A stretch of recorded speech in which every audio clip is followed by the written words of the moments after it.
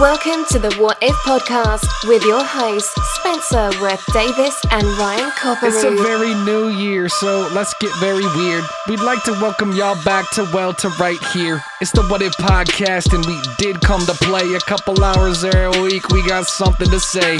I haven't seen movies. Spenny drop sounders. We show up to the show on both some uppers and downers.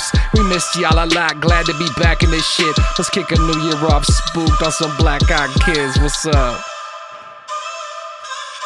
Hey, bud. What's up? Shut the fuck up, yelling lady. We're done. We're done with you. What's up? Welcome. What's up? Hey. Hi. Hey. You guys. Feels great. Feels good. Feels great. We missed you like a bunch.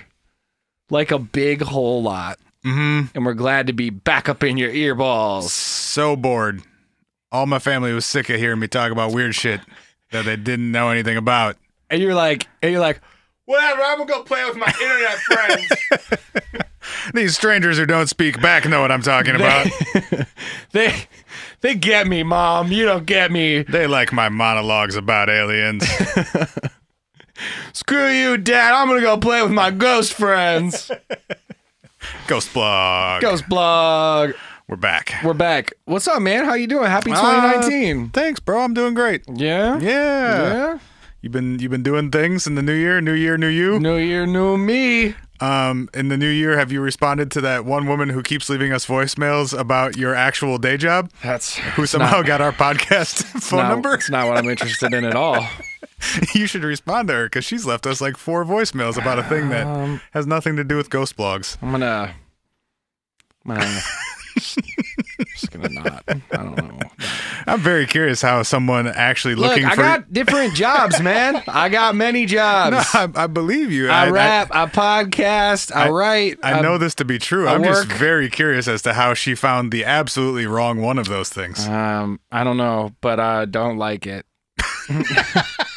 Try to keep these, like, I'm making chicken noodle soup over here, and I'm making split pea over here, and I'm not trying to get those soups in the different soups. You got any black-eyed peas in either of them? Bro, I called my doc the black-eyed peas. You what, huh? I called my doc the black-eyed peas today.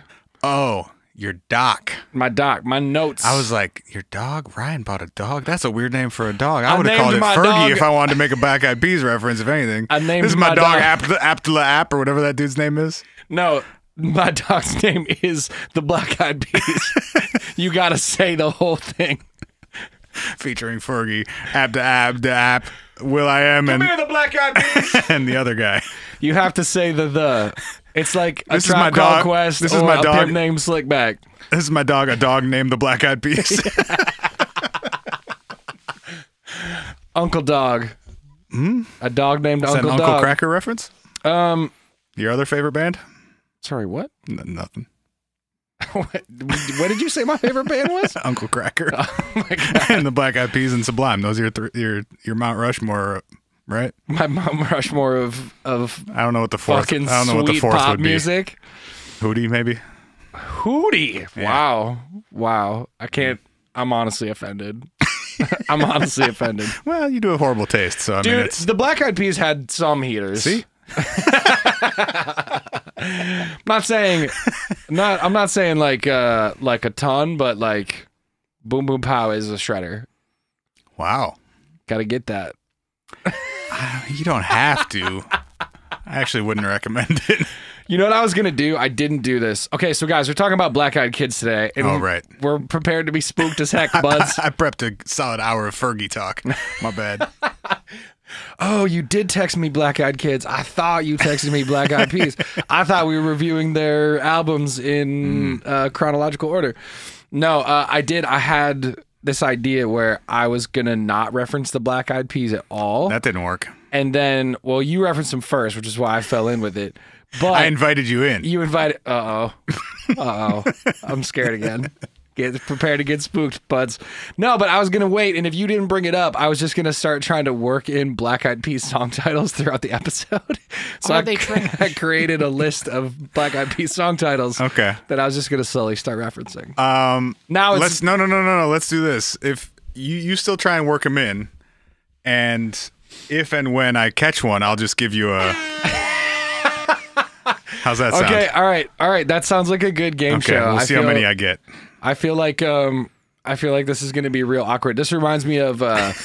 What else is new? Wait, what? Oh, this being real awkward? Yeah. All right, cool.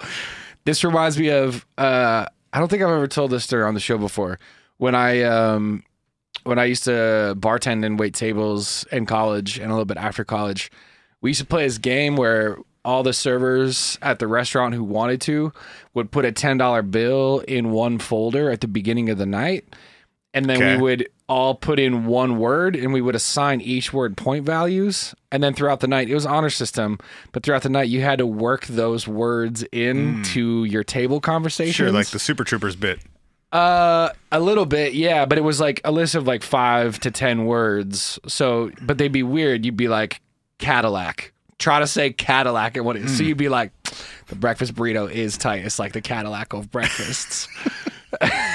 And then like Interstellar, you'd be like, man, that cocktail is so out of this world. It's borderline interstellar. And then people would look at you weird, and then you just walk back and you'd put your tally on the board and be like, fuck it, I said it. And then let's go. They'd tip you 9% because they thought you were high. Yeah, but you had a chance of winning like $90 at the end of the night. So, Wait, so whoever got the most of those words or the most points based on those words, correct, got the whole folder of monies? Correct. Yep. So like, okay, so it was degree of difficulty. You'd have more and less difficult words to work into your conversations. Yeah, like I think somebody put intergalactic planetary on there once, and it was worth like 3 points. One word. No, but phrases. Some phrases worked, or hyphenated tough. Phrases worked. Yeah, that's tough. Beastie Boys lyrics. I'm into it. Does that count? That should, yes. But yeah, anyway, man, well, Happy New Year. We're glad to be back with y'all. Talking about Black Eyed Kids. Where you want to go? Let's, I guess, quickly run down what they are in case people don't know. Well, should we start with the Brian Bethel story and then talk about what they are, or should we start? Sure. You can tell Brian's story. Okay. All right. Let's start with what we are relatively sure is the first known reference to Black Eyed Kids on the interwebs, right? I think so. That's what I was able to uncover as the very first one. This is it happened on a mailing list where I guess in the early parts of the internet, when things like Reddit didn't exist, people would post things to mailing lists, I guess.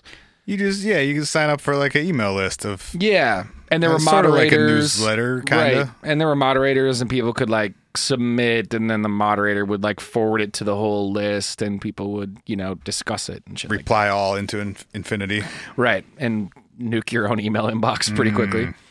But this version of this story comes from a guy named Brian Bethel who was living in Abilene, Texas, in the 90s. And proceeded to... This was 96, I believe. Yeah, I believe it happened in 96, and the email went out in 98. Is that right? I think so. Yeah, so Brian, writes into this message board to this moderator, gets his story forwarded on, and this is the first sort of starting point of the legend as we have it today. So Brian, in 1996, it's a summer night, and he decides that at 9:30 to 10:30 at night is a pretty good time for him to go pay his internet and telephone bill. It struck me as so silly today, rereading this story, that you had to go somewhere to physically pay a bill in order to use the internet. Yes. Of all the things, like I know that's how you had to pay for everything in the 90s, but right. Writing a check and physically handing it to someone so you could keep using the internet just struck me as really funny today. Totally. I also didn't understand why it couldn't have been mailed, but maybe it was like it was about to be the end of the month. Time sensitive or something. Yeah, and he was about to get his web access cut off, and then he couldn't tell his spooky stories. Got to pay that AOL bill. No doubt, man. I need a new disc. So he drives into Abilene, Texas from his apartment to go drop off a check at a drop box for his internet and his cell phone provider. And he parks his car kind of in this, it's like they describe it as, or he describes it as a shopping center that had a movie theater near it, and there was some other shops and offices. And he parks his car there, and he's just sitting in his car with, you know, the dome light on, writing out his check. And as he's sitting there writing out the check to go drop it in the Dropbox, there's a knocking on his window. And when he looks up from the check that he's writing, he sees two children. He describes them as somewhere between the ages of 10 and 14, both boys, one slightly taller than the other. They had pale skin. One had a trace of freckles. And they were dressed similar in pullover hoodies with like kind of shortish hair. He thinks these kids are about to like ask him for some dough, and they don't. They say something stranger.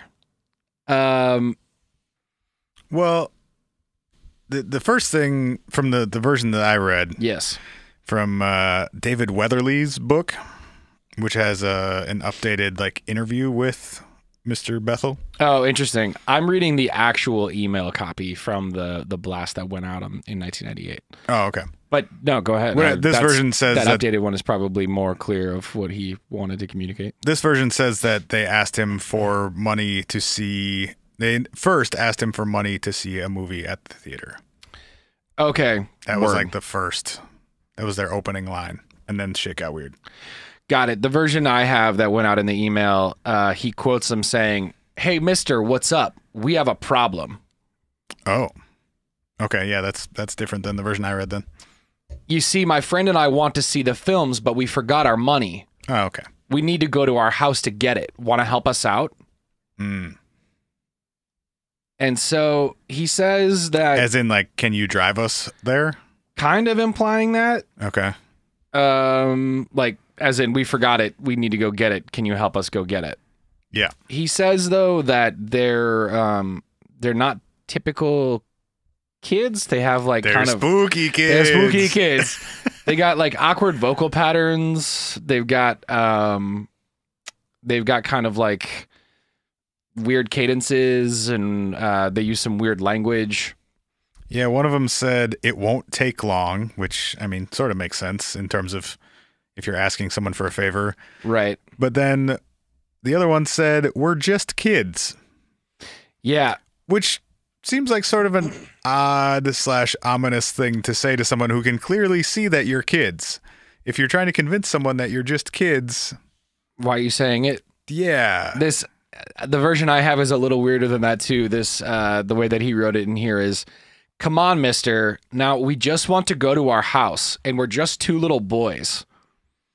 Just sort of like strangely specific, and like no 14-year-old boy has ever referred to himself as just a little two boy. Little boys, right? Ugh.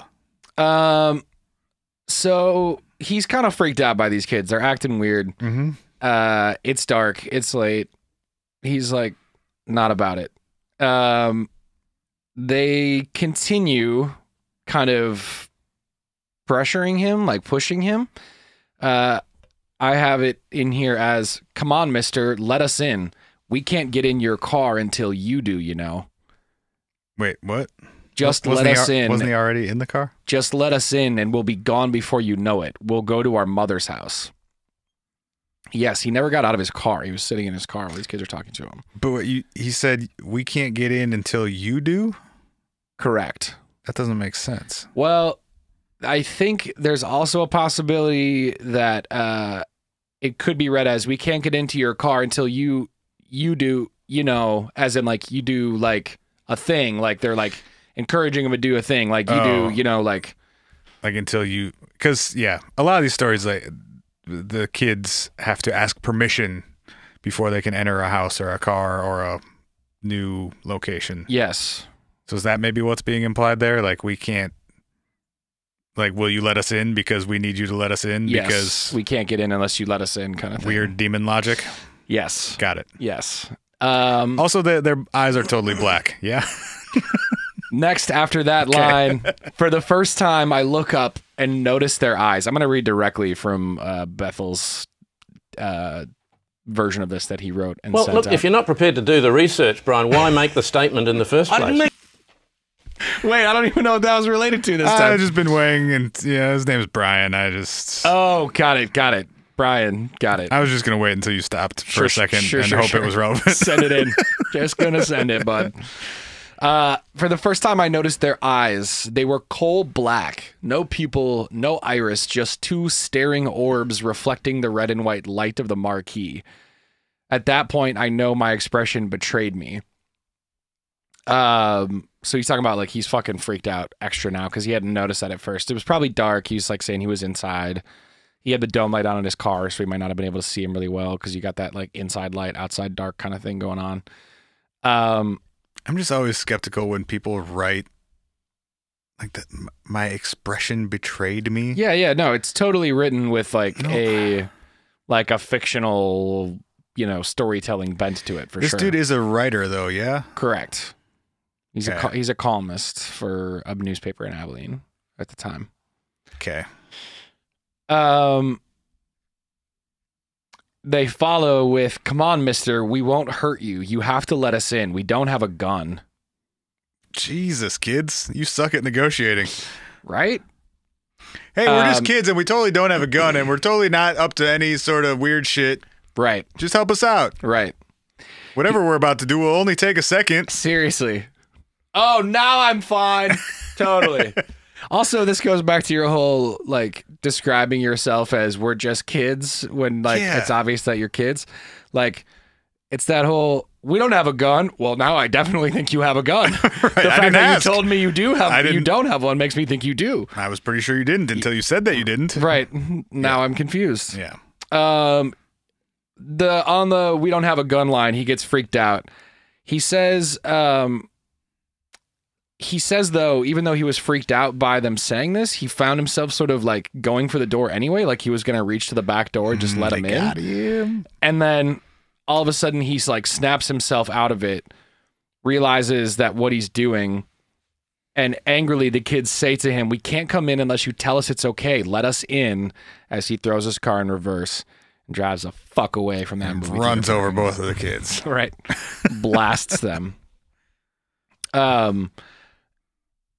He says, "I stole a quick glance back and they were gone. The sidewalk by the theater was deserted." Spooky. So that's the first documented reference to this phenomenon, this legend, whatever it is. It is. He says in the story later, he says that he told some friends about this and that he was midway through the story telling them about these kids that had been knocking on his window, and one of the women who he was talking to said, "These children had black eyes, right? I mean, like all black eyes." And she talks about having a dream about kids with black eyes that were outside her house and wanted to be let in. So he's basically trying to say somebody else I know had an experience like this. Isn't that kind of weird? Well, a dream experience, right? A dream experience, yes. Yeah, yes. I've dreamed about a lot of crazy shit that isn't real. True. So last night I had a dream that I was trying to order a pizza and the person just kept putting more and more pepperoni on it.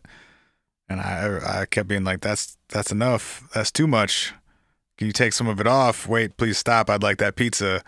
And then eventually there were just like 6 feet of pepperoni on it, and I left, and the person was still stacking pepperoni on it. You ever had an experience like that? This is a real dream you had last night? Why didn't you just eat the pizza, dude? It was probably good. Well, the guy was still making it. You should have just grabbed... I was at a pizza store. You should have just grabbed a handful of pepperoni out of the middle of the tower and just started eating it right in front of his face. Well, at a certain point, I didn't want it anymore because it was more pepperoni than it was pizza. I mean, that doesn't entirely seem like a problem to me. Like, in the right mood... Several feet? Several feet of... I missed there was like a window where I could have intervened and saved it, and I didn't intervene at that time, and then it was too late. Can we add several feet of pepperoni to the list? Yes. That was the B-side to London Bridge, right? Did I get one? No, you didn't. That was a Fergie song, but I like your effort. Okay. So, well, should we recap some of the common themes of the Black-Eyed Kids that were sort of outlined in that story? I think we should. To Brian's research forum here. I guess what we should say as well is this hits the internet in, again, like the late 90s. And since there has been, I mean, I would say hundreds is probably not enough. Thousands? Millions. I don't know how you're going to finish that sentence. Of stories and add-ons and I had or somebody I know saw or so many ebooks, bro. Morphed into some people have seen black-eyed adults and some people have seen like families, like mothers with children, like fully black-eyed families. Would that work? Could you see if your eyes were all black? Well, wouldn't you either be letting entirely too much light or no light in? Well, it depends on what you think is on the other side of those eyes. Well, as in the optical nerve of a human with their pupil dilated to that size would probably be blind. Well, so is that what we're saying? I don't think your pupil can dilate to that size. But right. So then what's the white part of your eye called? It's like your alpaca or something? It's definitely not your alpaca. It's your sclera. So close. Yes. Your sclera. Let's wait to talk about what we think is happening to people's eyes until we get a little bit more into like what it actually is. All right. Traits of black-eyed children. Yeah, so they always ask for something. Yep. They're needy little bastards. Needy little bastards. They want to come in to your car or your house. That's didn't see anything other than like residences or vehicles. There was one about a boat. Okay. Sure. Let me ride on your boat. Yeah. Let me ride on your wave racer. Right. No, that's not enclosed. I think it has to be like an enclosed space because it's scarier that way. Got it. If you want to climb on the back of my jet ski, I can just jump off my jet ski. Or I could just turn really fast and shit whip you into the lake and then keep going. Right. But yeah, they want to come into a enclosed area with you generally. Yeah. Because that's scary. They're usually described as being somewhere between the ages of like 9 and 16. Mm-hmm. Although I found some stories where there's an older kid, like 16-ish, with a much younger one. Okay. Like 3, 4, 5. Okay. Also creepy. Yeah. It's creepier. I don't like that. Why are little kids creepy? We're going to get into that. Okay. But they are. I don't know why, but they are. Because they're supposed to be the most they're supposed to be like the least dangerous thing. So when children? Yeah. Because they're like supposed to be good and pure and not spoiled by the possessed. evils of society and like all the bullshit in the universe. So when you like the gap between what they're supposed to be and them being like demonic and trying to fuck with you is extra disconcerting. Yes. That's my take. I still want to do an episode sometime about all the like weird ghost shit that kids say. Oh yeah, we could do that. You know our mutual acquaintance Tom? He has a I don't know, that kid's like 5 or 6 now. Okay. And still keeps talking about her dead friend. Oh boy. Yeah. Who she like sees around their house regularly. Dude, can we interview that kid? That's what I'm saying. We need to like, I know many parents who have stories of their kids saying very fucked up things about like past lives or dead people. Or who has told us about this as well. Maybe we should. If you got lists of weird things your kids say about past lives or dead friends or ghost people, you should tell us about it. Hi at whatifpodcast.com, 612-246-4614 if you want to get in touch. Also, or if you have any business proposals for Ryan. Business proposals? No, absolutely not. I hate you. If you need help with your website, I can do that. Shit, you made me. Ghost kids. You made me forget what I was saying. Another friend. And if we can interview your kid on the show, or have your kid like leave us a voicemail with their weird stories. Yeah. You interview your kid into our voicemail. Yeah, exactly. And we'll play it on the show and talk about it. I wouldn't know what to ask them. Couple other additional characteristics. So yeah, 9 to 16, like you said. Otherwise, sometimes some littler ones. Awkward, sometimes just sort of disconcerting behavior. Persistence to be let in. Often described as pale or having pale, sort of bluish, whitish, deadish skin. They always white kids? I mean, pale says to me yes, but I don't know. Are white people more hauntable, possessible? Possessible? Alien hybridable? Hauntable or possessible? Because those are different. Well, we don't know. They might be alien hybridable. Maybe the aliens are racist. We're going to get there too. Okay, tight. Okay, tight. And then the last kind of recurring sort of theme is that feeling that Brian described about like wanting to help, but then like kind of breaking away from that, feeling almost like low level body control or mind control of some kind. Yeah. So one other like common trait of these interactions is that and it's referenced in Brian's story, the kids' language or their use of language is odd.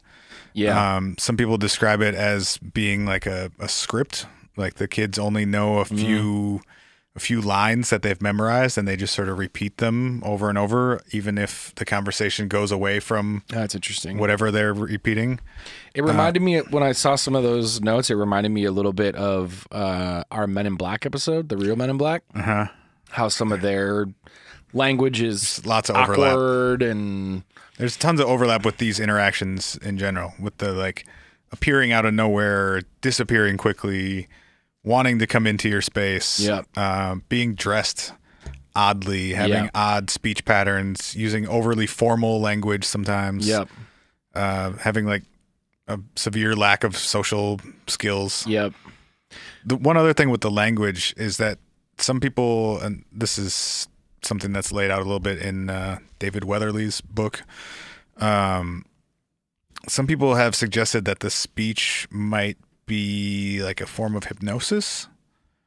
That the repetition and the like monotone delivery could be some sort of hypnosis attempt, which might relate to what Brian was saying about feeling compelled to do something even though he didn't want to, or he found himself starting to do something that he knew consciously he shouldn't do. Right.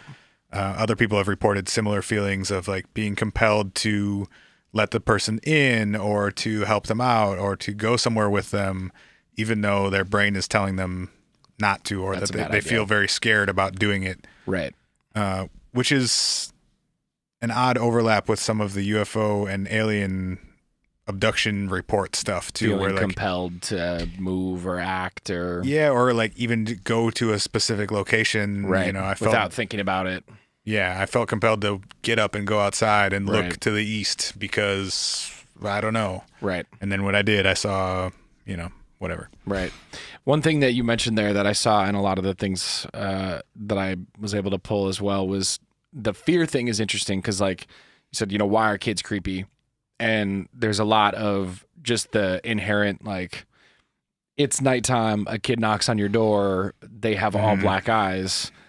And they want to come into your house. That in its own right is scary, but a lot of people describe a more like existential fear, like a larger sense of not tied to those specific interactions. Tied to what's happening, but not necessarily tied to like, whoa, this specific situation is freaking me out. More like a sense of broader existential dread or fear or terror related to the situation, which also connects, I think, maybe a little bit to there's a lot of recurring themes of people's animals acting up or acting weird or like reacting in the house towards like someone at the door or the kid at the door or whatever.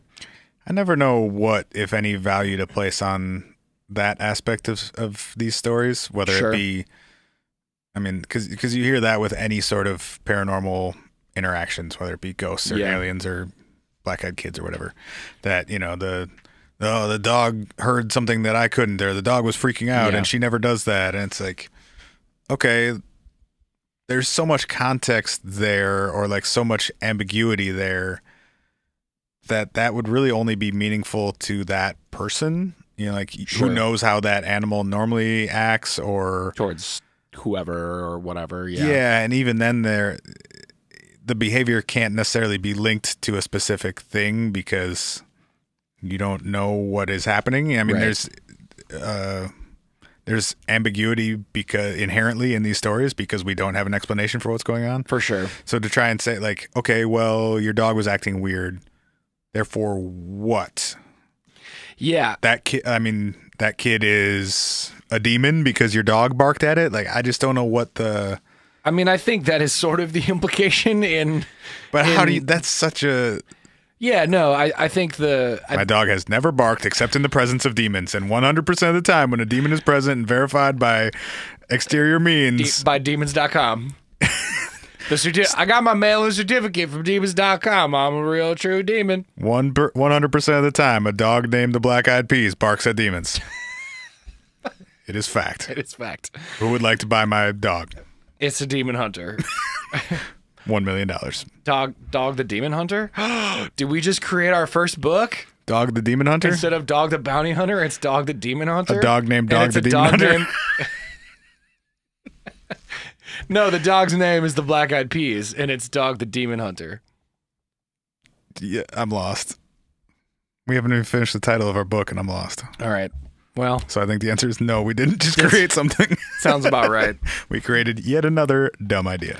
I think, in my opinion, it's one of those details where it creates a sense of ominousness around your animal is a thing that protects you usually or has a protective sort of maybe sense towards you. Generally speaking, pets have some sort of protectiveness towards their owners. Sometimes. And I bet some dogs hate their owners. Well, yes. Hey, there's a thing at the door. It's going to kill you. Come look at it. Go out there. All right, bye. Fuck you, bye. Maybe that's what that bark means. Kicks the door shut with both Hey, he's legs. over here. Come eat him. I hate him. Arf, arf, arf, arf. Dude, he barely even gives me 1 cup of food for every meal. I wish I had 3 cups of food for every meal. I'm fucking hungry, man. Come eat this motherfucker. Help me eat him. Arf, arf, arf, arf. Oh, I'm so much better now. Thank you, demon. Bye. You trip him, I'll bite his throat. Arf, arf, arf. But yeah, the point I'm trying to make is it's a detail that appears to be added to create a further sense of fear. Yes. And house pets. Which is why I'm skeptical of it. Yeah, totally. Oh, that? Well, no. But I'm just saying I'm skeptical of that, which then lends more skepticism to this whole concept because whenever you feel compelled to be like, and my dog bark, you don't have a story then, bro, if that's what you're relying on. For sure. Anyway. Do you have any more specific encounters you want to talk through? Yeah, I have 1 or 2 more common traits of these encounters first. Yeah. Okay, cool. Which is that they often or almost always happen at night. Often right around dusk.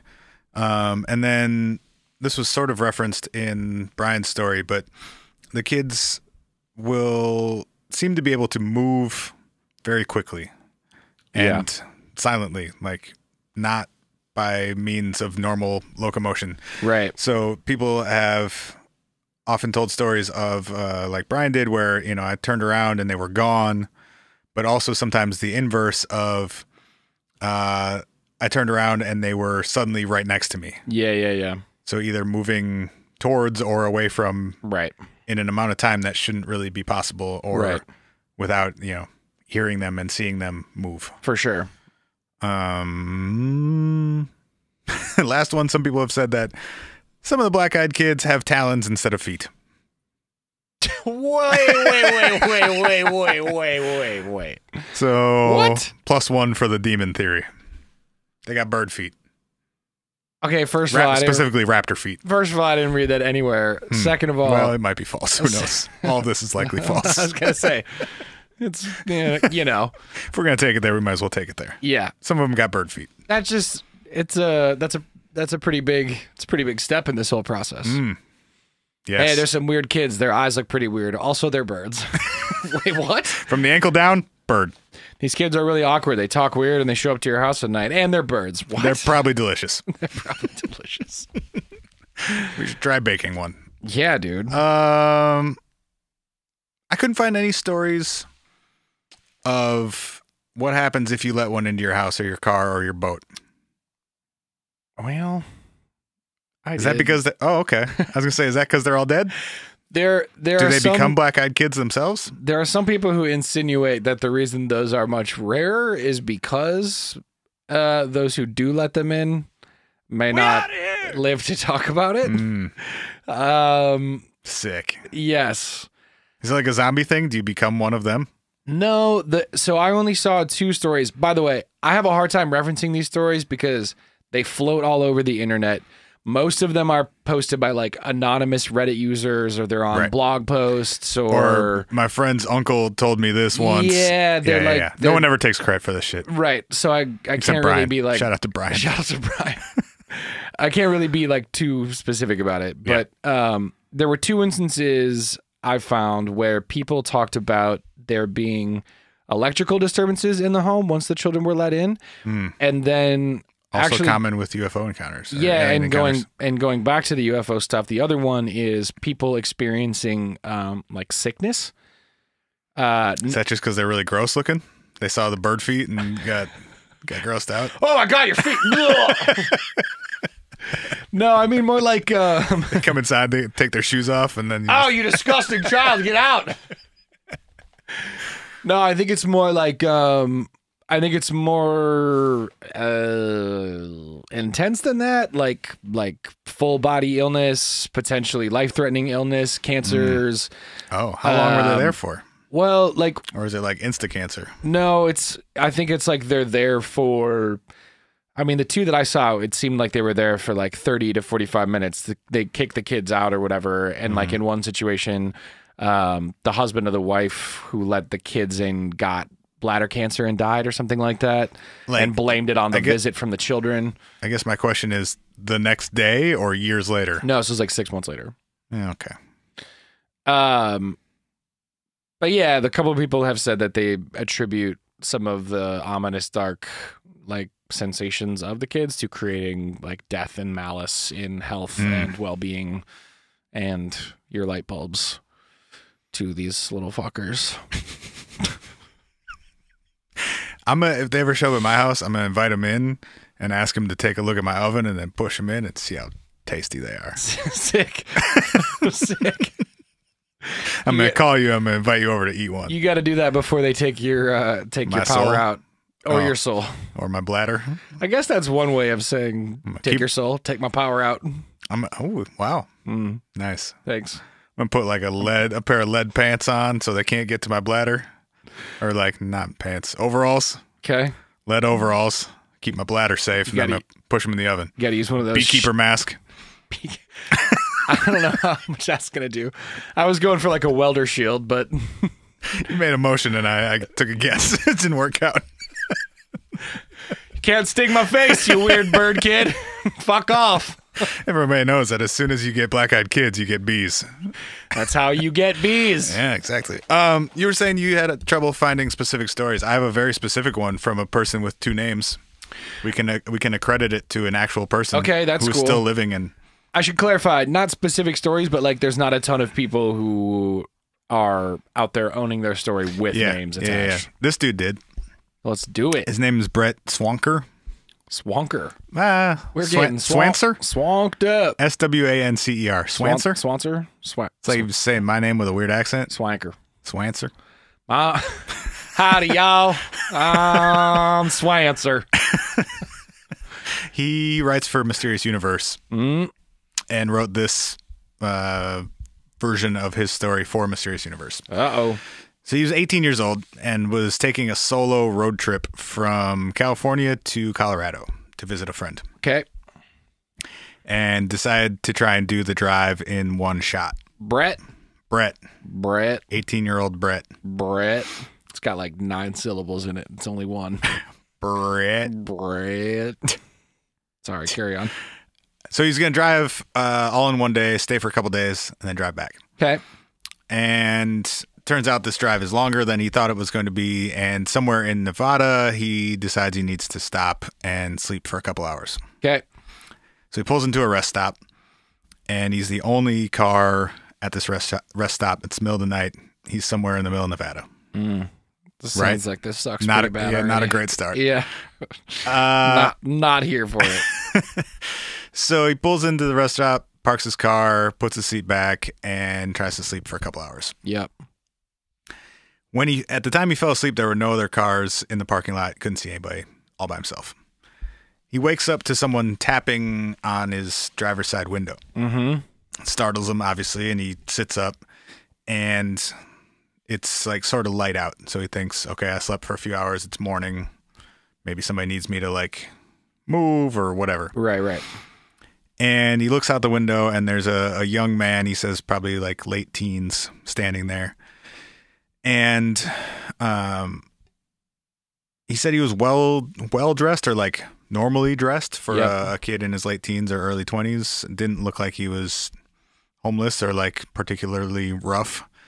And Bret said his first thought was like, what is this dude doing here? I'm in the middle of nowhere. It's like, how'd you get here, bud? It's a weird time of day. And the kid, all he says to him is, open the door. No. Correct. Fuck off. Not a great opening line. He just says, open the door. And Bret said he immediately felt fear and panic, which, like, I would if anyone's knocking on my window in the middle of nowhere and just saying, open the door. Absolutely not.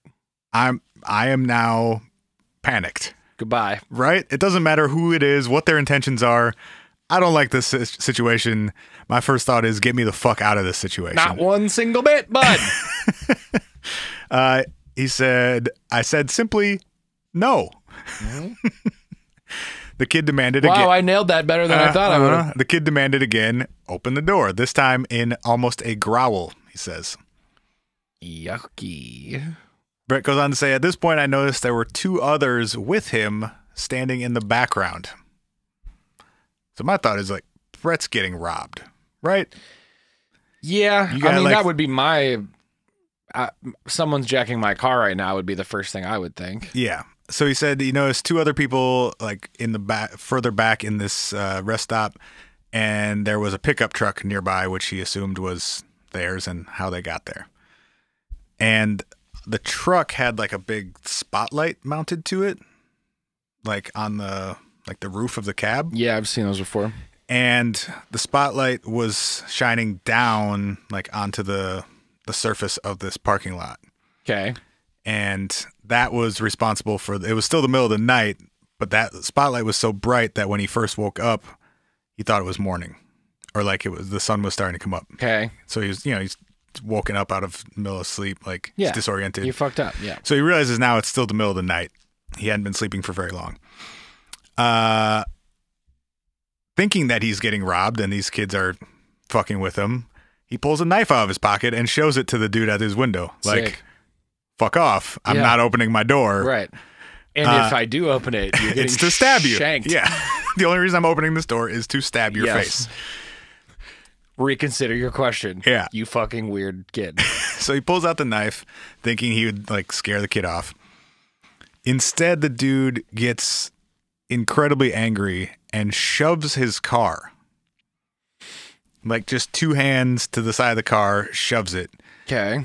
And he says like hard enough to shake the car, and he felt like maybe lift it temporarily up off of one of the front wheels. Uh-oh. From a, he says, somewhat skinny teenage kid. That black-eyed kid is a superhero. Yes. Or Yeah. alien. Or demon. Well, Couldn't see his feet. Might have had bird feet. he's a big, strong bird. He's bird person. He then says, I noticed the other two people with him had something quite off about them. I could see that their eyes were either glowing or reflecting light like eye shine on an animal. It also seemed that they were sort of blurry or fuzzy, like if you're watching an old TV program and the people on the screen look jumpy and distorted. As if they were infused with some sort of static. Said it looked like they were out of focus or moving or like vibrating very quickly. Gross. Mm-hmm. How is he not driven off at this point? Well, right. I mean, we don't know how much. I mean, this could all be like 10 seconds. He doesn't say how Yeah, much I time guess. has elapsed, and often in moments like this, Time slows down. yeah, you experience a lot of things. Your brain has a lot of thoughts in a very short amount of time, and it seems like more time has passed than actually has. Right. This could all be, less than a minute. Right. He says, the next thing I know, one of these two people in the background, a girl about the same age as the man, was suddenly just standing beside him. So sort of the same thing with moving very quickly or like... And now I'm here. Almost teleporting from one spot to another. Yeah. He didn't see her move. He didn't even really turn away and look back. He was just looking at all three of them, and then one of them was just right next to his car. She then also said, "Open the door now." No. He said, "This is when I snapped out of my shock and started my car. I honestly didn't think it was going to start. I figured they had done something to fuck with my car. I would have. So he starts his car and he just backs up, drives away from them.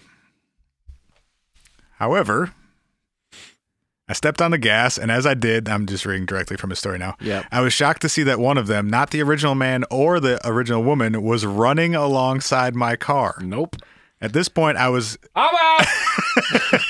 At this point, I was almost to the freeway and was going about 40 miles an hour. Nope, absolutely not. As he ran, barely looking tired, he reached out to knock on my window. As I reached the highway and picked up speed to yuck. As I reached the highway and picked up speed to about 50 miles per hour, he was still banging on my window the whole time. As if he were flying, perhaps? Or running with his bird feet? Yes. If you were running with his Ostrich, bird... bro. Okay, how come some... Never mind. Most birds got to move their head back and forth when they walk. You know what I'm talking about? Uh-huh. What did ostriches figure out that the rest of the bird kingdom did not? Well, they're Is that what the really long neck is for? their center of gravity is like better because their neck curves backwards, so they actually have like a vertical center of gravity. With most birds, Gyro bird? Gyro bird? Mm-hmm. I put it on the list. Uh, Gyro bird is not a black-eyed peas. Oh for 2. Well, I'm kind of exhausted. Have you gotten any of them in there yet? Not Have yet. I missed any? Not okay. yet. Okay. Shit, bro. We don't have much time left here. I'm gonna have to two-part of this, man. I have so much more I want to talk about. Okay. We'll see. Anyway, he gets up to 50-ish miles per hour before the kid finally can't keep up with him. Yes. And for whatever reason, they did not try and follow him with their truck. Okay. End of story. We've got a truck. Let's follow that car. I mean, On foot! well, if you can run 50 miles an hour, it's not the worst idea. I mean, I guess. You gotta knock ominously on the window somehow. It's hard to do from a truck. True. Unless you got some like go-go gadget arms or something. True. So I don't know. That's got some elements of like a lot of different paranormal things in it, but definitely some black-eyed kid stuff, along with maybe the running alongside the car thing. Often comes up in Skinwalker or like shapeshifter stories. Yep. Also, just like it's a scary visual, so I feel like it kind of gets dropped into a lot of stories. But True. I don't know. That's a dude who like writes about this type of stuff for a living, saying like, "Yeah, this definitely happened to me in this specific way." And it was weird. Mm-hmm. Yeah, word. I mean, that lends more credence than I think any of the other ones I've heard do, just because most of the other ones are so anonymous and so Second or third hand. or third hand. Yeah. Written in a way that is very like creepypasta, no sleepy. Totally. Yeah. Totally. Well, I guess, no, we won't two-part of this. Okay. We'll bang through this. Tell me a story or two, and then we'll call it. I don't have a story. What I actually want to talk about is I want to talk about what's happening here. Don't tell me a story. Let's talk about what's happening here, and then we'll bang it out. Okay. You and I, we'll bang it out.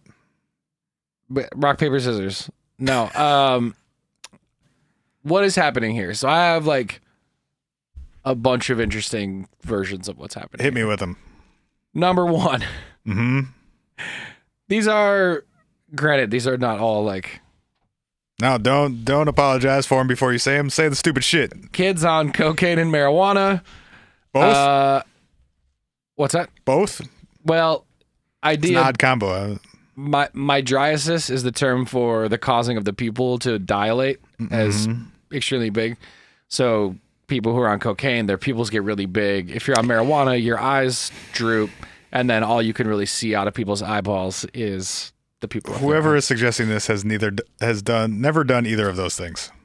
Yeah. I mean, I think the insinuation is, are kids like doing drugs and fucking with people? Yes. And that's why. Yes, and that explains none of this. True.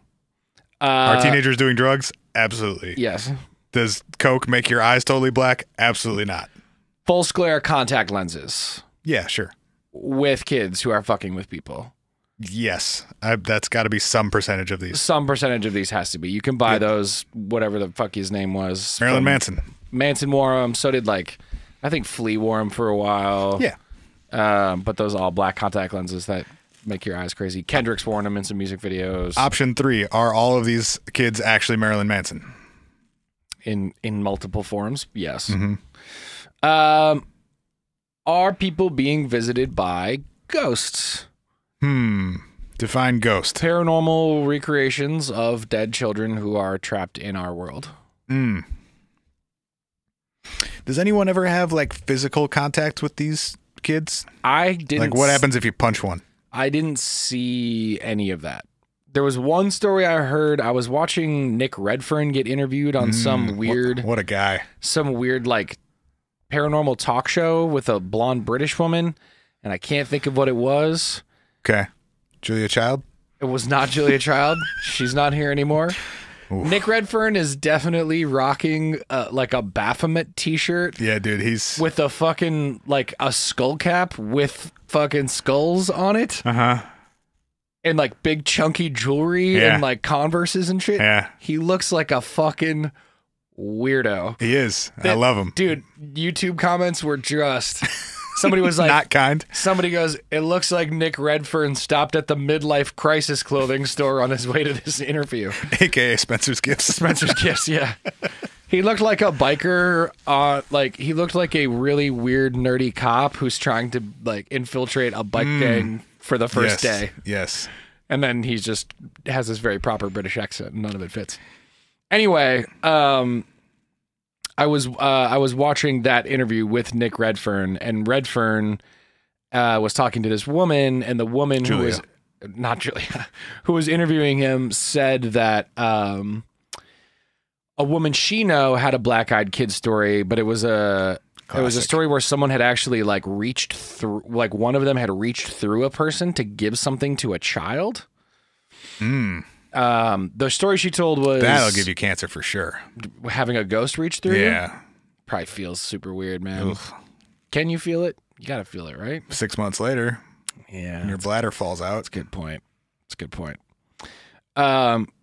But I say that to say, to your point of do people ever have any physical contact? That was someone who claimed they saw a black-eyed person put a hand through another person. Ugh. So ghosts? We got kids on drugs.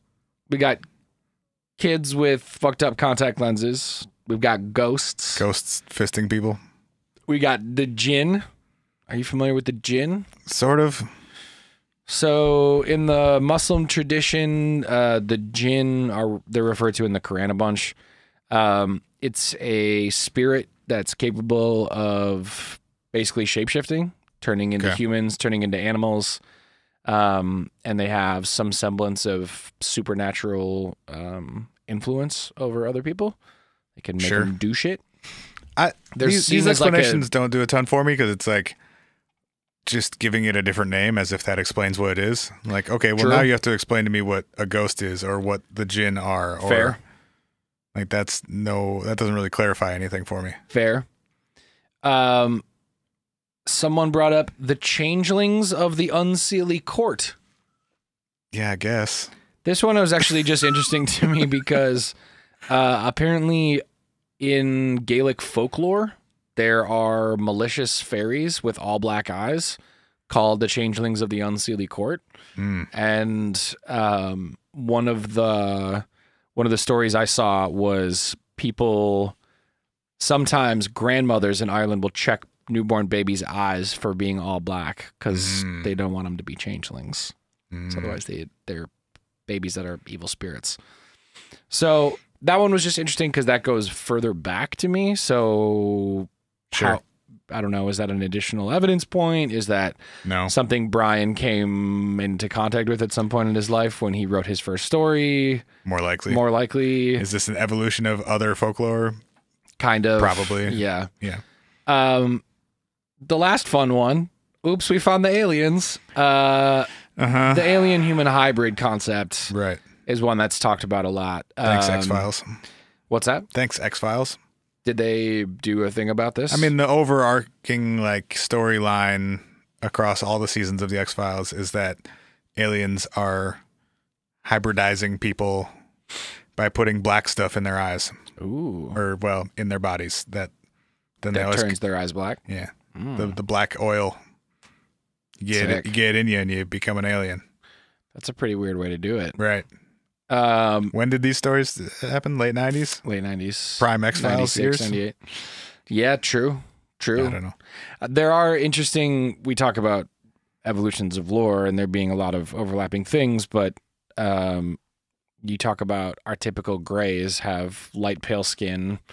They're skinny and short. Mm-hmm. They have big black eyes. And when come in contact, they are fascinated with humans. And when they come in contact, have sometimes awkward behavior and sort of They only memorize extra, 5 lines from the English dictionary. Right. And they have the ability to influence people's behavior and actions. We talked a little bit at the beginning. Jedi mind but, tricks. Right. We talked a little bit about the beginning, but that's a pretty, I mean, I find that to be fun more than I find that to be believable. Well, right. But it's an interesting version of that. Yeah, I guess the overlap of some of these different areas of folklore / paranormal is interesting and kind of fun. Yeah. You know, you've got is there some connection between the Men in Black and the Black-Eyed Kids and the alien and UFO stuff? Right. I mean, maybe. Yeah. The interesting thing I think is there's never been any photographs of these kids. There's never been any. People say that people get freaked out and call the police. We've never seen a police report come up where someone has reported this in a police report. So there's not a lot of good evidence that this is even happening outside of what we have on the internet. And by not a lot of good evidence, you mean a total absence of any evidence, correct? Outside of the second and third hand and these couple stories from people who are willing to attach their names and swear by the fact that these things happen to them. But, yeah. Yes. I guess I mean evidence versus testimony. Yes, we have no evidence outside of these people's testimonies. Yeah. So then the last thing that I find kind of interesting is this Tulpa. Have you heard of Tulpa before? So for those that don't know, Tulpa is this concept that's often found in mysticism, which translates to a being or an object that is manifested through people's thoughts or intentions. I don't really understand how that would apply here. Are we all somebody just spent a lot of time thinking about creepy little kids? Well, so hard that they made one? So Brian Bethel was a frequent contributor to paranormal message boards, just like the email thread that he was on, Ghost Blogs. And there was a site called Alt Magic that he posted on. I would have called it Control Alt Magic. That'd be put it on the list, man. We got 3 out of this one. He was specifically writing on Alt Magic about a month before his email went out about his Black-Eyed Kid story, and he was actually writing about Bloody Mary, the whole say Bloody Mary in a mirror 3 times and see if she arrives.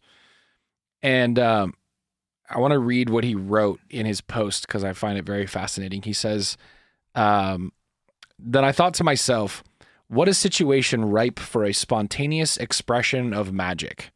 The will, in this case, is the belief, especially among those who were brave or foolish enough to try the ritual itself. The method by which the necessary reality shift would be accomplished is the fear the story and the imagined entity produced. So can we create something like Mary just by collective force of will? If not just childhood legends, why not gods and goddesses as well?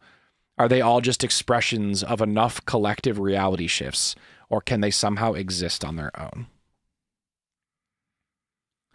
More than anything, that makes me think this dude was just already into a bunch of weird shit and writing and thinking about it, and just like either convinced himself he had an experience that he didn't, or just straight fabricated something. 100%. And because it's been around since the earliest days of the internet, we've all just accepted it as like folklore. And because it's similar to other elements of other folklore and paranormal things. Yes. It feels right. Yes. It fits in. It fits into the canon. And I think the thing that I find interesting, the what if layer on top of that though, is that enough to make something real, even if it's not real? No. People of course not. What I'm saying by real, I mean, is that something where like there are people now in the world who believe that they have had these real experiences through some sort of manifestation of, you know, they had a weird experience and they put this layer on top of it and then they perpetuate the existence of this story. I don't mean actually real, that black-eyed kids are a real thing. I mean more so through his initial storytelling did he accomplish what he set out to do, which was to create folklore that lived far beyond him, because now there are people in the world who go, no, that happened to me. There was a weird kid at the door the other day and I'm pretty sure he looked weird. And then all of a sudden it becomes this thing beyond what it actually is. Yeah. I mean, he created a cultural something. For sure. I don't think he created any spooky little kids wandering from door to door. He should have bought blackeyedkids.com and started selling guitar straps and his albums and crowdfunding Black Eyed Kids research. We missed the 1 year anniversary of the New York Times shit. Well, man, look how far we've come in the last year after that Tic Tac footage. Where's the love, Tom DeLonge? Honestly, it's gonna happen soon. I feel like we've roasted you enough. You should holler at your boys. I said, where's the love, by the way? That's a Black Eyed Peas song. Hit the button. Hit the button. Is that the only one? You drop one all episode? Yeah, I was waiting to sneak it in there. Sweet. You love me. Okay, bye. I was going to sneak it in there. Hey, we love you guys. Happy New Year. It's great to be back. We're going to work on planning our next Facebook Live episode, so make sure you go join the Facebook group. We crossed 300 reviews. Thank you guys so much. Sick. So we're gonna do another Facebook Live episode like we be doing when we do every 100 reviews. So thanks you guys for that. Hi at whatifpodcast.com 612-246-4614. I almost fucked up the number for the first time ever. Hit us up if you need websites built. Holla. We love you guys. We'll see you next week.